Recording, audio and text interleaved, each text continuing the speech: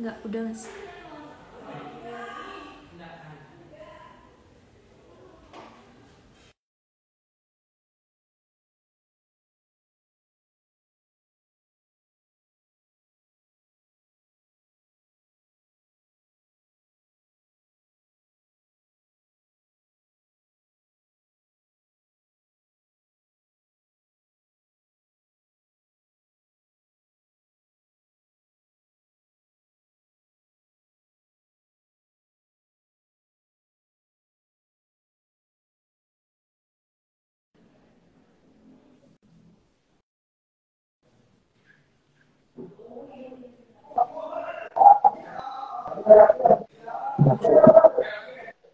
Oh, Oke.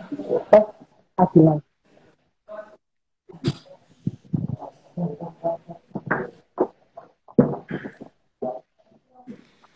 Selamat siang Mas Dedi, Ya, suaraku ya, kedengaran kedengeran. jelas? Oke. Kayak suara Mas Dedi agak dikencengin Oh, dikit oke, Mas. oke, oke. Soalnya di sini ada. Oke, oke, Kak. Mas, udah kedengeran ya? Cuman kayaknya Sebentar. gitu. Ya. Ah, udah. Oke. Sip. Langsung mulai. Selamat siang kawan.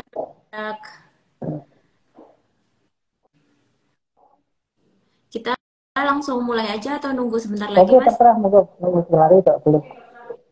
Ya, agak banyak sedikit Oke. ya.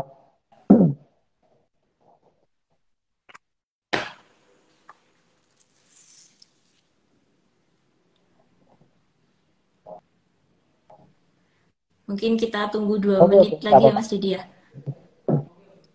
Nunggu kawan pajak yang lain.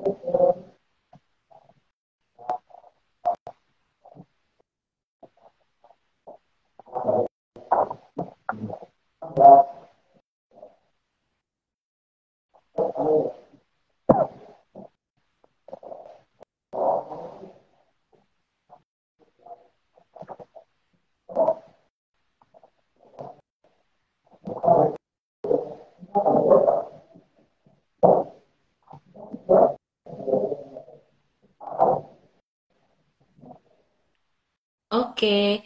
Langsung kita mulai aja ya Mas Dedi. Kayaknya kawan pajak udah gak sabar nih. Assalamualaikum warahmatullahi wabarakatuh. Selamat siang kawan pajak. Apa kabar nih? Semoga semua dalam keadaan sehat walafiat ya.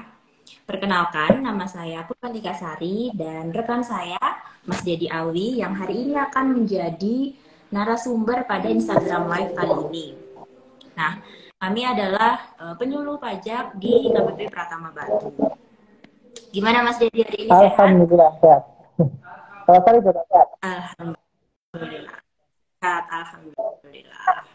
Nah, Mas Dedi, saat ini masyarakat atau kawan pajak itu sedang ramai membicarakan mengenai pajak di media-media sosial. Ternyata dari pembahasan-pembahasan yang ada, yang banyak sekali itu, masih ada kesalahpahaman tentang pajak. Nah, pada kesempatan kali ini, kita itu akan membahas apa itu pajak, kemudian manfaatnya itu untuk apa, dan peran KPP Pratama Batu sebagai kantor pajak di Kota Batu. Kami harap kawan pajak bisa mengikuti Instagram Live ini sampai selesai ya. Nah, Mas Dedi, untuk pertanyaan pertama nih, Mas Dedi mungkin bisa jelaskan dulu sebenarnya apa sih pajak itu? Oke, terima kasih Sari atas pertanyaannya. Jadi kawan-kawan pajak yang sedang menonton ya, jadi perlu diketahui bahwa ini pengertian letterlek dulu ya supaya paham bahwa pajak secara undang-undang itu adalah kontribusi wajib ya, kontribusi wajib kepada negara yang terutang oleh orang pribadi atau badan. Badan di sini adalah bisa CC, bisa PT, koperasi dan seterusnya yang bersifat memaksa, teman-teman. Jadi di undang-undang sendiri ada istilah bersifat memaksa, ya, berdasarkan undang-undang dengan tidak mendapatkan imbalan secara langsung dan digunakan untuk keperluan negara bagi sebesar-besarnya kemakmuran rakyat. Jadi ada beberapa poin-poin penting terkait pengertian pajak sesuai undang-undang perpajakan. Tadi ada apa saja? Tadi ada kontribusi wajib, itu yang pertama ya. Kontribusi wajib bukan bersifat sukarela. Kalau aku membayar pajak silakan, kalau tidak bayar pajak silakan, tidak seperti itu. Jadi pajak sifatnya wajib. Kemudian yang kedua bersifat memaksa, teman-teman. Jadi ketika ada orang yang dengan kesadaran atau tidak dengan kesadaran itu tidak mau membayar pajak, maka Direktorat Jenderal Pajak melalui KPP itu bisa memaksa wajib pajak untuk membayar pajak. Yes. Kemudian ada lagi tidak mendapat imbalan secara langsung. Pajak sendiri itu ketika teman-teman membayar pajak itu tidak ada imbalan yang diberikan oleh negara secara langsung kepada pembayar pajaknya, ya. Kemudian yang terakhir ini dipergunakan untuk sebesar-besarnya keperluan negara, ya, untuk sebesar-besarnya kemakmuran rakyat. Jadi begitu secara undang-undang pengertian pajak, Sari. Oke, baik. Jadi pajak ini sifatnya wajib dan Betul. memaksa Sekarang, ya, Mas Dedi. Terus tadi Mas Dedi juga. seperti itu, ya. Oke. Jadi tadi Mas Dedi sebutkan pembayar pajak ini tidak mendapat imbalan secara langsung. Nah, kalau tidak mendapat imbalan secara langsung, terus apa gunanya kita bayar pajak? Untuk apa kita bayar pajak, Baik. gitu Mas Dedi? Jadi banyak yang bertanya seperti itu, Sari. Aku sudah bayar pajak sekian juta begitu ya, atau sekian puluh juta. Tetapi aku nggak dapat apa-apa begitu. Terus buat apa aku bayar pajak gitu kan? Banyak yang seperti itu. Betul. Teman-teman, walaupun secara kasat mata Anda tidak mendapatkan imbalan secara langsung, bahkan tadi di undang-undangnya sendiri disebutkan seperti itu ya. Jadi pajak itu tidak mendapatkan imbalan secara langsung. Tetapi teman-teman perlu ketahui bahwa pajak sendiri itu memiliki manfaat yang sangat-sangat besar, teman-teman. Contohnya yang paling mudah dipahami ya, pemerintah Indonesia itu bisa membangun jalan, teman-teman. Berbagai infrastruktur ya, seperti jalan, kemudian jembatan, ya, bendungan, kemudian fasilitas umum seperti rumah sakit, sekolah, ya. Tentu saja rumah sakit yang saya sebutkan ini rumah sakit negara ya, bukan rumah sakit swasta. Kalau swasta kan pakai uang sendiri kan gitu ya. Kalau rumah sakit negara, RSUD dan seterusnya, puskesmas, itu pakai uang pajak. Selain itu infrastruktur ya, infrastruktur yang kasat mata yang bisa dilihat dengan mata gitu ya. Ada lagi misalkan pegawai-pegawai negeri yang sifatnya melayani masyarakat seperti guru ya, kemudian PNS-PNS di kantor-kantor pemerintahan, kemudian dokter-dokter yang negeri ya, kemudian ada lagi tenaga-tenaga kesehatan, kemudian baik PNS maupun non PNS di kantor pemerintahan, semuanya itu gajinya itu asalnya dari pajak, Sari.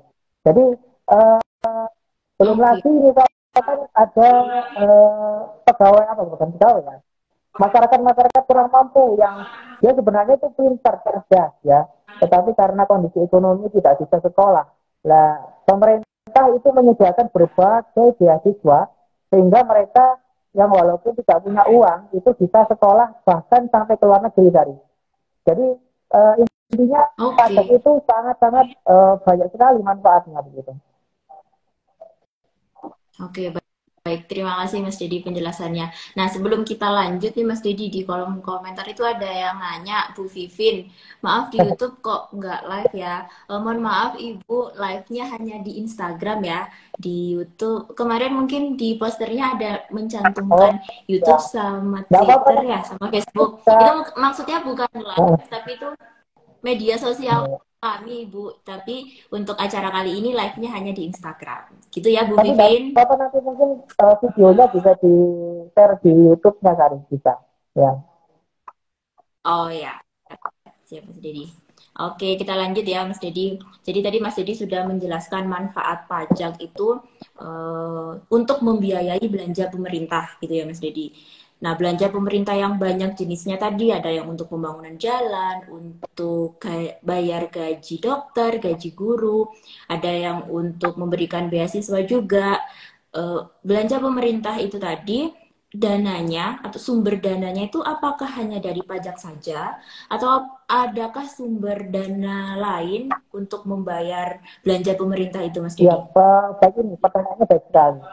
Jadi teman-teman, sebenarnya pemerintah atau negara Indonesia itu punya apa ya, punya pendapatan atau sumber pendapatan atau penghasilan itu selain dari pajak, teman-teman. Banyak sekali sebenarnya.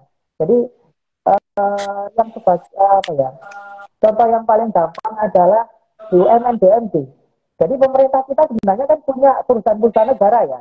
BUMN seperti Pertamina, kemudian PLN, ya, kemudian PDAM. Kalau PDAM saya tidak tahu ini perusahaan daerah atau nasional ya. Pertamina, PLN, kemudian eh, seperti perusahaan-perusahaan negara yang lain lah, banyak sekali. Atau perhutani, ya, sebenarnya ketika mereka atau ketika perusahaan-perusahaan ini memperoleh laba, maka laba-laba ini itu akan dibagikan kepada pemerintah selaku pemegang saham. Jadi pemerintah ini memiliki saham-saham di BUMN BUMD. Karena mereka memiliki saham, maka ketika perusahaan ini mencetak laba, ya, maka pemerintah mendapatkan untungnya juga begitu. Selain juga masyarakat ya, masyarakat Oke. yang punya saham-saham di perusahaan-perusahaan ini juga dapat labanya juga ya. Selain itu juga ada penghasilan-penghasilan lain ya, seperti misalkan ketika pemerintah apa ya, saya ingat nggak waktu ketika Bu Susi menjadi Menteri KKP dulu, Menteri Kelautan Perikanan. Itu kan Mm-mm. pemerintah secara aktif itu apa istilahnya menangkap menangkap apa perikanan liar ya. Itu kan pemerintah kan Ya. menangkap kemudian menyita kapal-kapal itu ya. Ada yang dilelang, ada yang dan seterusnya lah. Dari situ pemerintah mendapatkan penghasilan. Ada lagi misalkan pemerintah juga dari perizinan-perizinan kan pemerintah menarik istilahnya biaya begitu. Nah itu semua merupakan sumber-sumber penghasilan pemerintah selain dari pajak. Tetapi memang sayang sekali, Karya. Sayang sekali dari banyaknya sumber-sumber penghasilan itu, ternyata tidak mencukupi ya, untuk kebutuhan pengeluaran negara. Jadi secara gampangnya dari persentase penghasilan selain pajak itu hanya sekitar 20%-an begitu. Sementara pajak sendiri itu hampir 80%. Jadi teman-teman bisa bayangkan ya, bisa bayangkan misalkan teman-teman gajinya 10 juta misalkan ya, misalkan ini mungkin gaji yang tergolong besar ya 10 juta di Batu ya. Tetapi supaya saya gampang ngitungnya gitu. Karena kan 10 juta teman-teman bayangkan misalkan teman-teman dapat gaji 10 juta nih ya. 80 misalkan ada yang ngomong begini.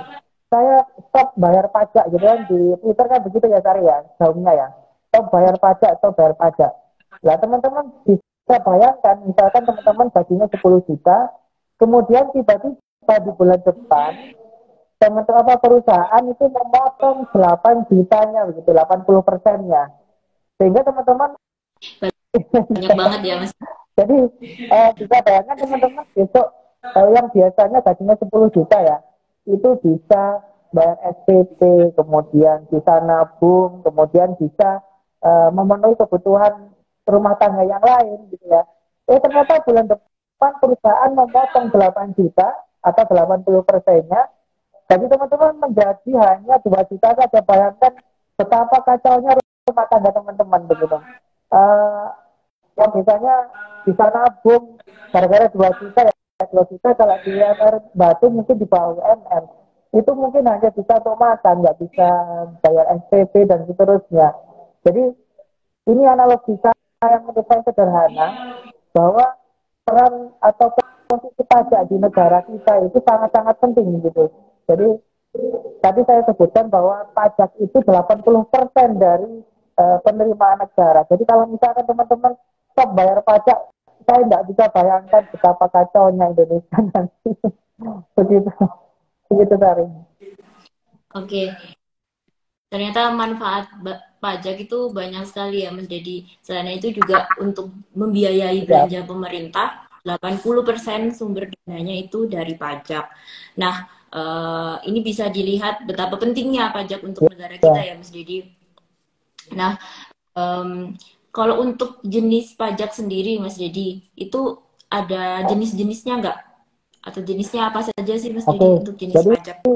mungkin banyak yang nggak tahu ya, bahwa sebenarnya uh, kantor pajak itu tidak hanya di situ saja. Jadi ada yang berpendapat bahwa uh, kalau pajak itu yang bayarnya di KPP begitu. Padahal dan banyak sekali orang-orang yang ternyata nyasar ya, ya. Karena ada beberapa orang yang saya mau bayar pajak PBB begitu. Lah bukan di sini tempatnya gitu ya. Betul, betul. Jadi ini untuk menerangkan bahwa sebenarnya kantor pajak itu tidak hanya di KPP saja ya.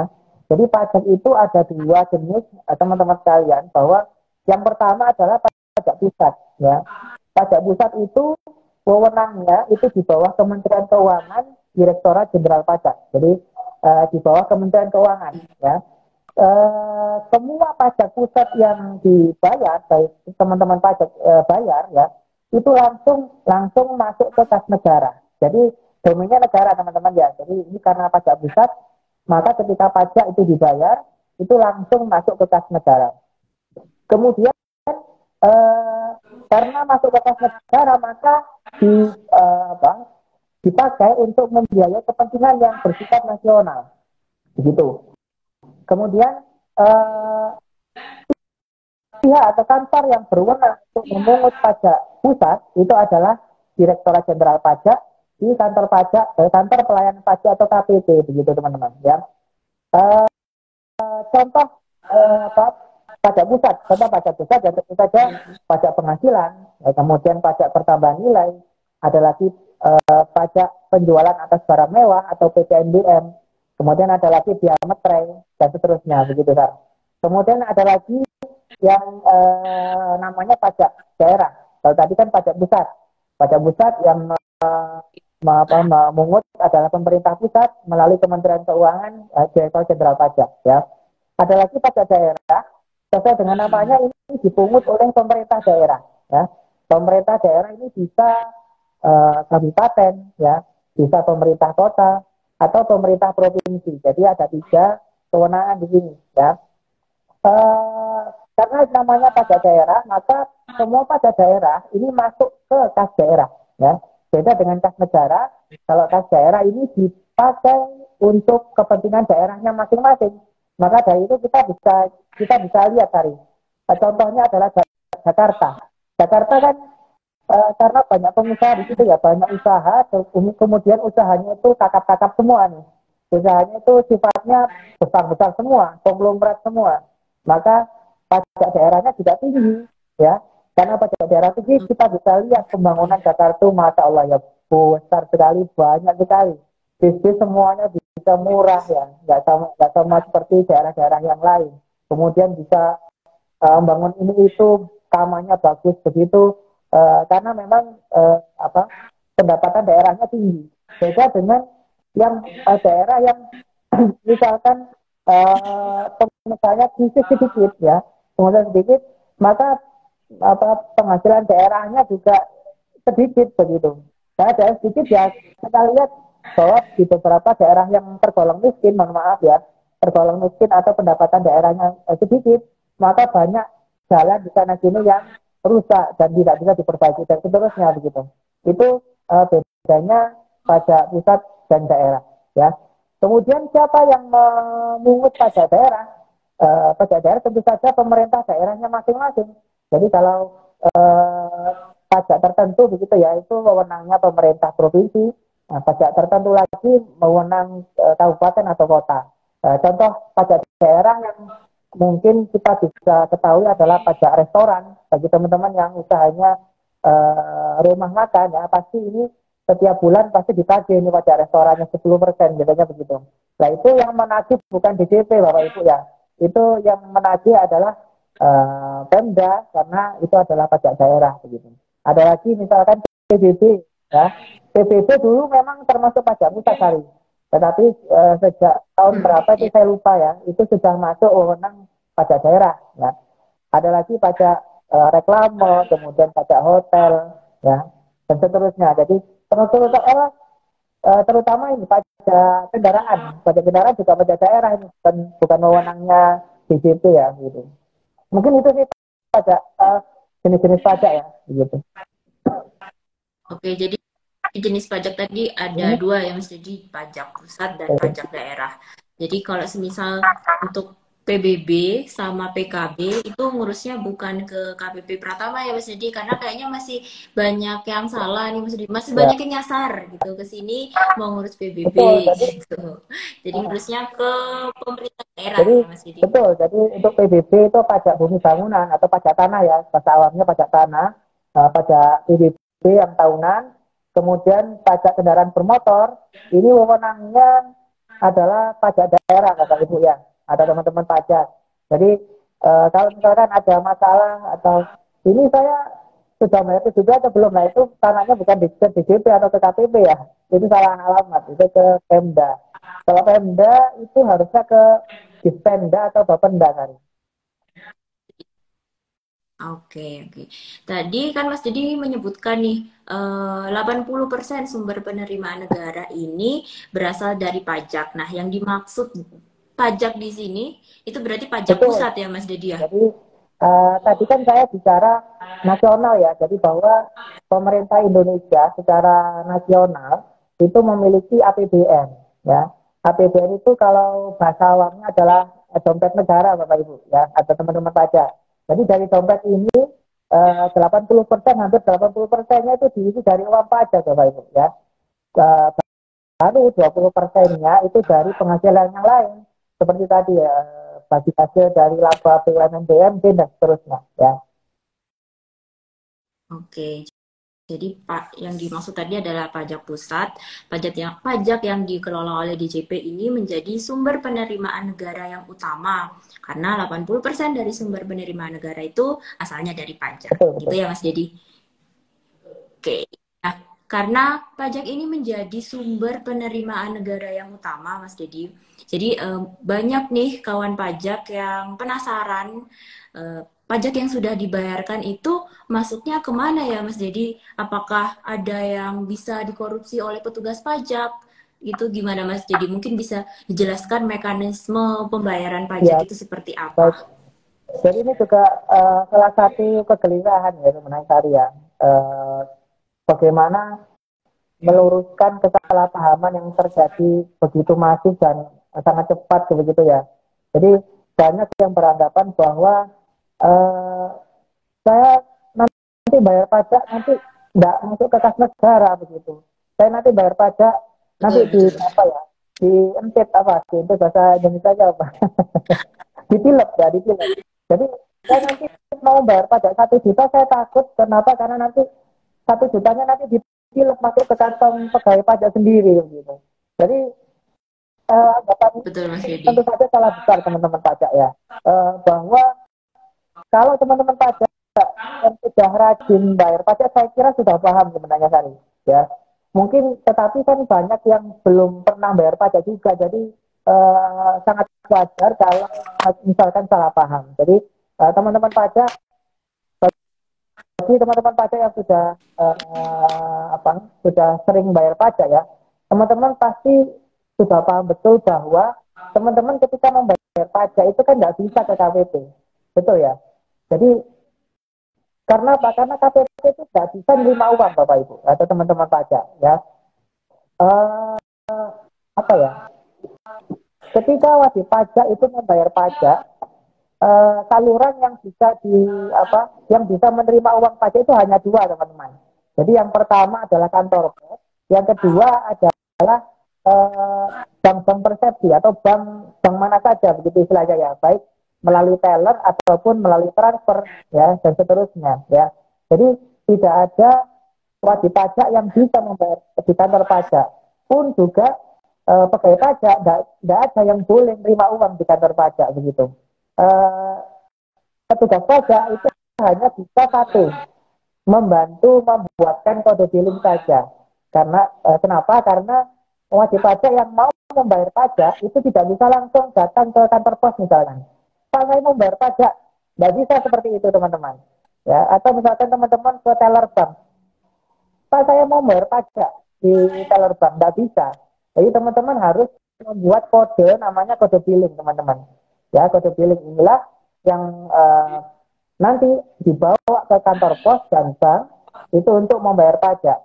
Nah, yang bisa membuat kode billing ini itu teman-teman sendiri lewat online, lewat digital online, atau bisa dibantu di KPP oleh petugas pajak. Jadi tidak ada ceritanya uang-uang teman-teman lewat di kantor pajak, tidak ada ceritanya seperti itu. Dan oleh karena itu maka petugas pajak pun yang mau istilahnya menilap ya tidak bisa gitu. Begitu Sari, sepertinya begitu kurang lebih. Oke, jadi kawan pajak ini nggak perlu resah, nggak perlu khawatir gitu ya Ya, Mas Dedi, karena kalau membayar membayar pajak di kantor pos atau bank persepsi atau bisa juga lewat ATM ya Mas Dedi, ATM atau mobile banking. Nah, itu dengan menggunakan kode billing tentunya itu langsung ya, masuk ke kas negara. Gitu ya Mas Dedi, tidak perlu takut ya. ditilep. Nah, Oke, nah Mas Dedi mungkin bisa dijelaskan fungsinya apa sih perannya KPP Pratama Batu sebagai kantor pajak di Kota Batu ini, sedikit gambaran gitu mungkin tugasnya apa saja, kemudian fungsinya dalam penerimaan negara itu bagaimana gitu Mas Dedi. baik. Jadi kawan-kawan pajak sendiri ya, perlu diketahui bahwa sebenarnya di DJP ya, Direktorat Jenderal Pajak itu ada KPP namanya, istilahnya kantor pelayan pajak di beberapa kota begitu ya.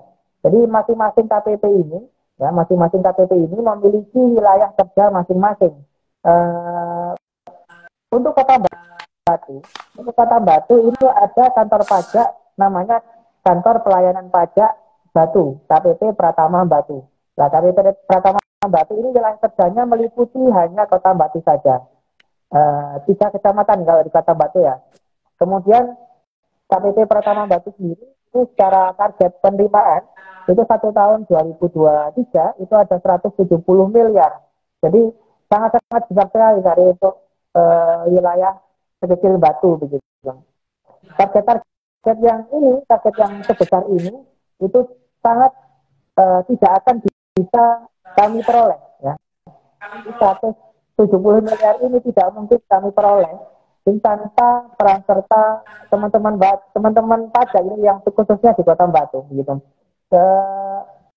Untuk mencapai target itu ya, karena ini target yang sangat besar sekali dari di KPP Pratama Batu sendiri ini ada beberapa jenis, bukan jenis ya, tugas pegawai tertentu begitu supaya target ini bisa tercapai. Contohnya yang pertama tentu saja ini akun representatif namanya atau AR kalau di wajib pajak yang memanggil itu AR, Account Representative. Ini tugasnya adalah untuk melakukan pengawasan kepada wajib pajak. Mereka itu biasanya membawa kelurahan ya atau desa gitu. Tugasnya adalah untuk mengawasi pembayaran pajak yang dilakukan oleh wajib pajak. Ya. Pada realitanya, karena begitu dekatnya AR dengan wajib pajak, maka AR apa wajib pajak biasanya sering berhubungan dan akhirnya minta tolong kepada AR. Minta tolong apa? Minta tolong, Pak tolong saya mau buat kode billing lewat WA begitu. Ya jadi tidak perlu repot-repot ke KPP begitu. Pak ini saya laporan saya ini gimana cara lapornya? Nah, biasanya mereka atau wajib pajak itu selalu menghubungi AR ini. Gitu. Kemudian selain AR ini ada juga fungsional pemeriksa. Fungsional pemeriksa ini sifatnya tidak lagi mengawasi, tetapi memeriksa ya karena apa namanya tadi pemeriksa ya. Memeriksa apa? Memeriksa laporan apa SPT tahunan atau SPT masa yang dilaporkan oleh wajib pajak. Ketika laporan itu betul ya sudah ya. Masalahnya adalah ketika laporan wajib pajak tidak sesuai, maka tugas fungsional pemeriksa inilah yang untuk membetulkan. Ya. Apabila ada pajak yang kurang dibayar, maka akan ditagih oleh pemeriksa begitu. Ada lagi jurusita tadi. Jurusita ini agak-agak sifatnya apa ya, menakutkan ya. Kenapa? Karena jurusita ini adalah sifatnya menagih. Apa? Kalau di sifatnya menagih tunggakan pajak yang belum dibayar oleh wajib pajak. Mereka biasanya datang ke rumah dan istilahnya nagih, gitu ya. Kemudian ada juga pegawai yang melakukan konsultasi hari, ya, konsultasi. Kemudian tugasnya adalah untuk melakukan sosialisasi ya. Kita ini tadi namanya penyuluh pajak. Ya, jadi begitu kurang lebih seperti itu di KPP Pratama Batu ya, dan di KPP-KPP yang lain itu memang banyak sekali tugas-tugas yang bermacam-macam dan tugasnya adalah satu begitu ya, supaya target penerimaan KPP Pratama Batu tercapai begitu. Oke, Mas Dedi, ini kita ada yang bertanya nih dari Mas Renaldi Putra. Di era digitalisasi ini, adakah sistem atau aplikasi yang dapat mempermudah masyarakat untuk meninjau dan melakukan pembayaran pajak itu sendiri? Kalau untuk melakukan pembayaran itu tadi ya Pak Renaldi harus membuat kode billing dulu. Kode billing itu bisa dibuat secara online lewat DJP online atau kalau Bapak mengalami kesulitan bisa berkonsultasi langsung bisa lewat DMIG atau datang langsung ke kantor pajak. Itu kalau untuk meninjau ini maksudnya seperti apa ya? Mungkin Mas Dedi bisa Ya bantu. mungkin jadi gini ya, jadi beberapa wajib pajak itu pengennya begini saya. Saya kalau membayar pajak itu berapa saja, sudah bayar pajak berapa saja gitu. Mereka ingin tahu berapa gitu bisa bisa mantau begitu. Atau sudah kalau lapor kan sudah ya, saya sudah lapor tahun berapa saja kan sudah di DJP online. Nah, untuk pembayaran pajak Betul. sudah bayar pajak berapa saja, ini sebenarnya teman-teman pajak sudah bisa lihat riwayatnya ya. Di DJP online juga mungkin banyak yang nggak tahu Sari. Jadi sebenarnya di DJP online itu selain bisa tahu sudah lapor kapan saja, juga bisa tahu sudah bayar berapa saja. Ya, Menunya di di mana? menu bayar, di riwayat pembayaran. Bahkan sekarang untuk Oke. pemindah bukuan Sari. Pemindah bukuan kan sekarang ada menu PBK, IPBK. Nah itu wajib pajak juga bisa Betul. sekarang memantau proses PBK saya sudah sampai mana nih, sudah selesai atau belum. Gitu. Kalau sudah selesai, saya mau cetak sendiri bukti PBK-nya begitu. Kalau sekarang sudah juga. Cuman memang ya, karena memang ini kita BJP itu diharapkan kedepannya kan selalu berubah, selalu bertambah maju, bertambah komplit ya. Ini kedepannya seperti itu. Jadi semua wajib pajak itu diharapkan bisa memantau aktivitas perpajakannya. Cuman memang belum semua ya, masih satu dua. Oke, jadi kalau untuk memantau sudah bayar pajak apa saja, kemudian mau buat kode billing, itu semua sudah bisa dilakukan lewat DJP online Betul, di menu bayar betul ya bayar. Mas Tepat Dedi. memang kemarin kita cek juga tidak semua apa ya, yang baru muncul itu yang baru-baru saja kali. Jadi kalau misalkan ada wajib Hmm, pajak yang oke. ingin tahu, saya tahun 2020 bayar pajak berapa itu masih belum memang. Menunya masih terbatas gitu ya. Cuman Oke. kita harapkan tetap ya, kita harapkan ke depannya itu wajib pajak bisa akses data pembayarannya semua. Ya, semua tanpa terkecuali itu harapannya seperti itu. Oke, jadi untuk kalau pembayaran yang lama-lama mungkin bisa langsung ke KPP Yang terdaftar ya paling Mas Dedi mudah untuk minta hubungi tadi, datanya. hubungi AR-nya ya gitu. Oke.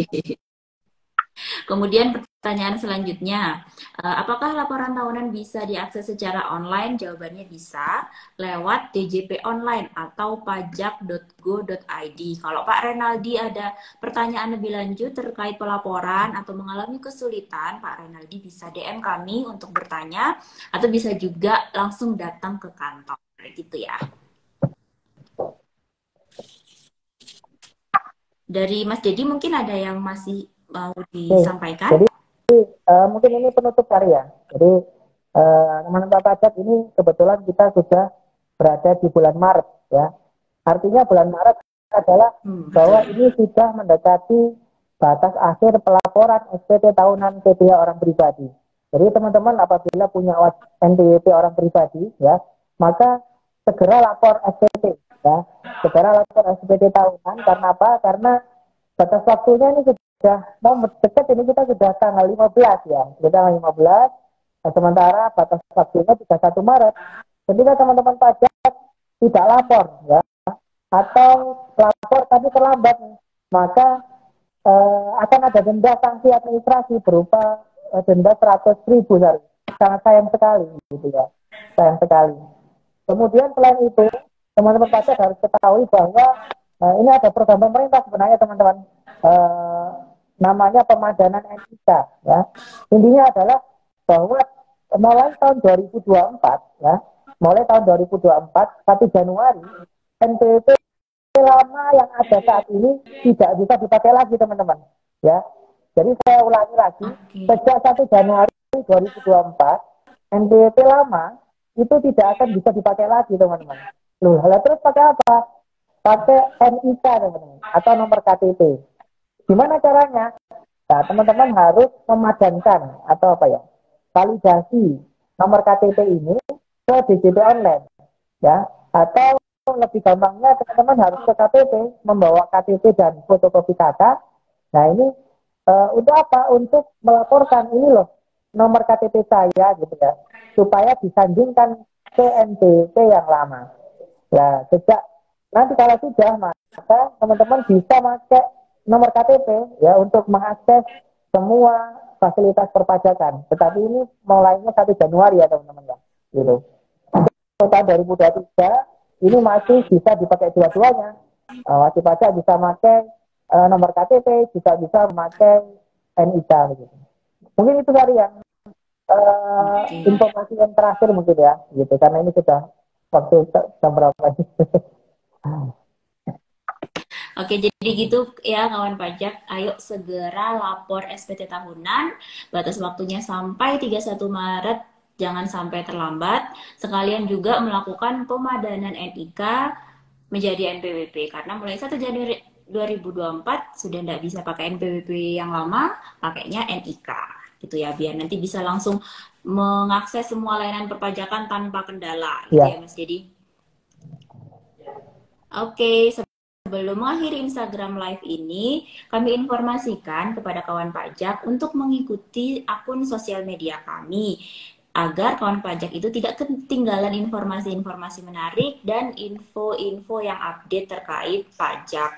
Nah, akun sosial media kami itu ada di IG dan Twitter @pajakbatu, terus ada juga Facebook dan YouTube di KPP Pratama Batu.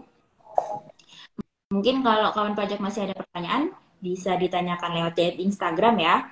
Terima kasih kawan pajak sudah mengikuti Instagram Live siang ini. Kami akhiri dengan pantun, boleh ya? Jalan-jalan ke Kota Batu, sungguh indah pemandangannya. Sekian dari KPP Pratama Batu, ketemu lagi di IG Live berikutnya. Terima kasih kawan pajak. Assalamualaikum warahmatullahi wabarakatuh. Selamat siang. Terima kasih banyak ya Mas Sama-sama. Dedi.